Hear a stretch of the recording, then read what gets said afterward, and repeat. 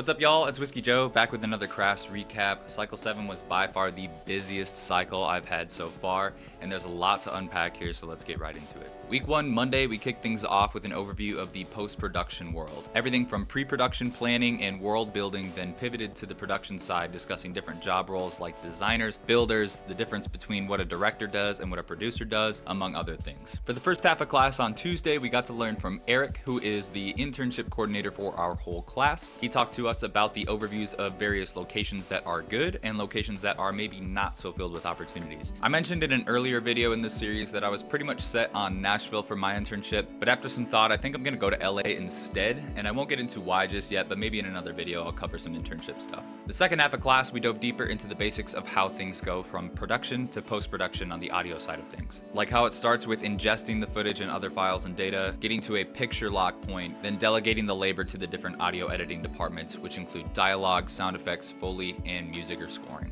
Wednesday, we were in Studio C, where we had a scoring session playing to a scene in Star Wars. We tracked trumpet, trombone, bass trombone, and tuba. First, we set up the live room and prepped the board and made the necessary patches. And we were done setting up quite early, so we had an extended break while we waited for the players to arrive. This is also the first of 4 parts of a project due at the end of the cycle, where we have to mix the scoring session, an ADR session, a Foley session, and a dialogue session. The day went by pretty quick. We did 3 passes of the piece to make it sound really big and orchestral. We tore down the set afterwards, and that was it. I also had a class in the AM for auto-tune, so at this point I just had to get some practice using it before the proficiency in week 3 to get the cert. In the class, we went over the basics like how to change the key, how to find the key of a song with the additional auto key plugin, how to change between presets, and also some more advanced features like how to move a point of a section or move the timing around a bit on a specific region. And then after class, I also had a tracking session from 6 to 1 a.m., so it made for a very long day. Thursday, we were in Studio D doing more surround sound stuff. We went through a PowerPoint talking about the different surround sound codecs, what a bass manager is and how it's used, and also some hands-on where we got to automate different tracks in surround. Friday started with taking the Tier 3 Pro Tools proficiency before class over at the Gilbert campus. At this point, I had heard it's easier than Tier 2, and I can confirm overall it is simpler in concepts and less steps, but there's also some additional gear involved that wasn't typically used in other proficiencies, so it was simple overall, but also just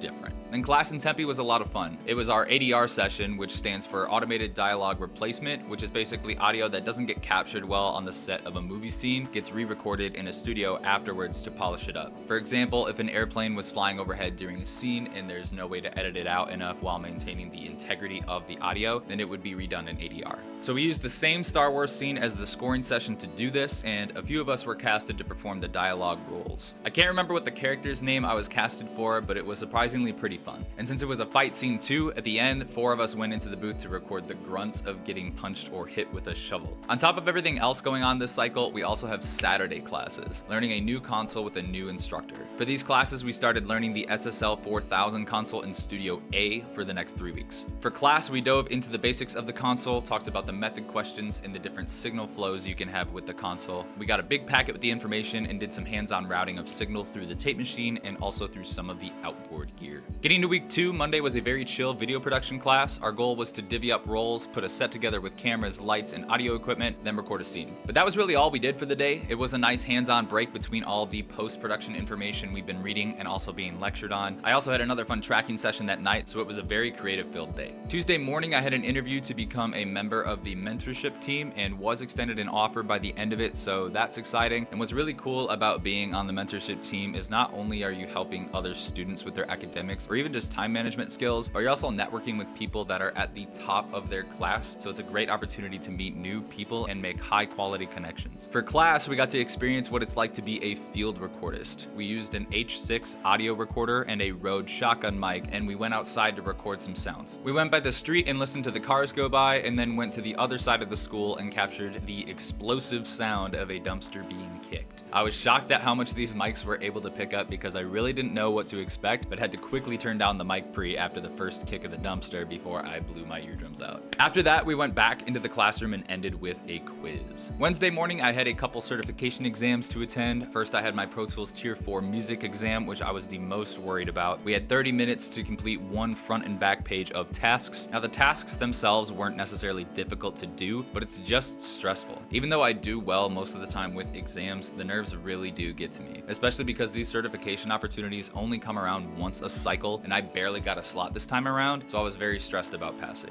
A lot of it was based on the review video that they post, but there were a few tasks I had never seen before and had to figure it out in the moment. I finished right at the 30-minute mark and thankfully passed, but there were at least 2 others who didn't get through all the steps, so really practice the review video for this exam multiple times if you're in the program and you're looking to take Tier 4 music. Then right after Tier 4, I had the auto-tune exam, which wasn't too bad. There was a 20-question written exam and a 10-step hands-on. If you put a couple hours into working in the software and study for the written, you'll do fine. For class that day, we had our Foley session. First, we talked a little bit of history on Foley and heard some stories from our instructor about the experiences he's had in the industry. Then we set up the studio for our session. We were using the same Star Wars scene as the other sessions this cycle, and we used various props such as a leather jacket for the movement of the stormtroopers, handcuffs, some sort of wrench for the rattle of the guns in the fight scene, and a shovel hitting a punching bag for the impacts of the punches. Thursday started off stressful, but turned out to not be so bad. We started with the surround sound quiz, but it was interview style. So we had about 25 questions to answer each quiz question, and there were 25 questions total. And no multiple choice, but if you had studied the material and participated in the Kahoots we ran in class, it really wasn't too bad. For the rest of the class, we revisited some core technology class topics, talking about different protocols such as AES and EBU, MADI, Dante, etc., and how they're used to connect various systems. Then we dove into a new piece of gear, which was the S6000. The S6000 is a reverb unit by TC Electronics that's no longer being manufactured, but it is still a cool surround sound reverb unit that they use in Studio D here at CRAS. We went through the basics of the unit, checked out a few presets, and that was it for the day. Friday, we worked on the 4th part of our big post-production assignment, working on the sound effects portion of the Star Wars Rogue One scene we've been working on over the course of this cycle. We worked with a software called Soundly, which is a huge library of different sounds ranging from cars to door slams to footsteps. Anything you might need for a movie scene, it probably has something for it. The software is compatible with Pro Tools in the way that when you find a sound you want to use, you just hit the S key and it imports that sound to the selected clip or timeline location in Pro Tools. We spent the first 1 to 2 hours learning how to use the software, then spent the remainder of class working on the project. Saturday, we had our second class in Studio A, learning more about the SSL 4000 console and getting more practice time on it. We first reviewed what we went over on week 1 Saturday, then went through how to set up headphone mixes and use the Aviom headphone system so the artists can make their own headphone mix in the live room. As an artist myself who didn't know this existed, I thought this was so amazing because when I'm in the recording space, I'm picky about what I have in my ears for a mix, but I often have to share my mix with at least one other musician, so it can be hard sometimes to get everything I need while not compromising the other musicians' needs as well. Moving into week 3, Monday we had a bit of a break from audio altogether and dove into Final Cut, which if you don't know is a video editing software. As part of your tuition, you do get a license to Final Cut. It's been used to edit movies such as Wolverine, The Girl with the Dragon Tattoo, and many others. I tried out Final Cut Pro a few years back, but my first take was that it's definitely not beginner friendly. It is a powerful software, no doubt, but that's why I think it might not be the best place to start if you're brand new, unless you have a lot of time and motivation to truly learn how it works. I've been using Adobe Premiere to make my videos for a while now, so jumping back into Final Cut wasn't too much of a learning curve, as it's mostly the same stuff, just a different layout, and some of the capabilities are different. All we did for the class, like any intro class, was dive into the basics of the software and learn a little bit about how it works and how to get a library and a project started, along with some basic editing tasks. Monday night, we were supposed to have a meeting with the folks at Focusrite for a class on their RedNet software, which is similar to Dante, but something got mixed up with the times and it had to be rescheduled, which is unfortunate, but nothing we can do in that situation as students, so hopefully that gets rescheduled soon. If I hadn't mentioned it before, for every cert that you get at CRAS, you get 30 or more points of extra credit, so if your grades are struggling a bit, definitely try to get some of those certs to boost your GPA. Then at 8 p.m., a group of my classmates booked a room to practice for the SMART proficiency happening on Wednesday of this week, and after about an hour and a half, we felt confident enough to at least get through and pass the certification, which I'll talk about in a bit.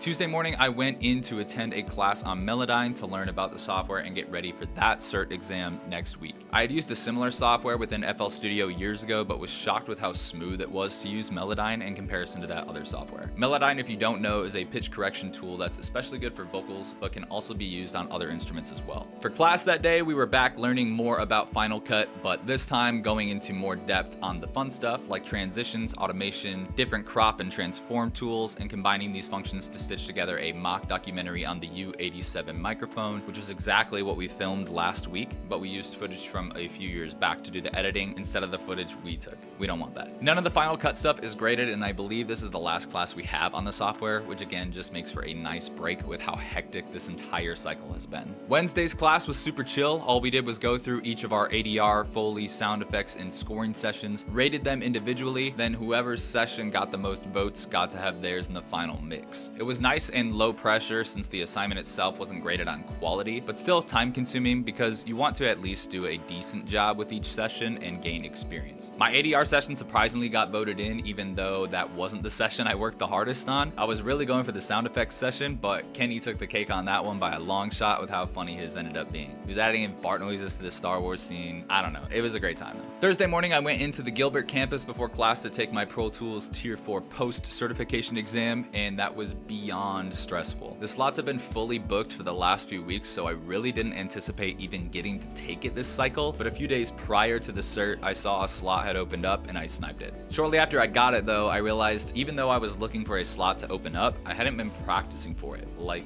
at all. So I had 2 days to cram, and I also reached out to a mentor here that's already taken it to ask for some advice, and I credit her the most for being able to pass it on my first go around. It was a tough test and another one of those where I finished up right as time ran out. So if you see this, thank you Raya for all your help, and I owe you one big time. Friday's class was short and bittersweet. We had our post-production final, which was 50 fill-in-the-blank style questions. It was a pretty tough test. There is a Kahoot that gets sent out by Mark, one of the instructors here, that has essentially what you need to pass. However, the questions on the test are written differently, so be sure to study your notes in the readings and not rely solely on the Kahoot like I did. But that was essentially it for Friday. For our last Saturday class, we had our quiz on the SSL 4000, so we started with a review, then got into the quiz after that. All went well there, and we spent the remainder of class mixing a track from somewhat of a template. We followed some patching instructions and got everything ready to roll. The instructor then showed us some of his mixing techniques, which we were free to try out if we wanted, and that was it for the day. Cycle 7 was so much, it all feels like a blur now that it's over. There were so many tests, so many sessions, so many topics of information and reading we had to do in such a short period of time. Definitely dedicate a good chunk of time to your schoolwork if you're about to enter this cycle so you don't fall behind.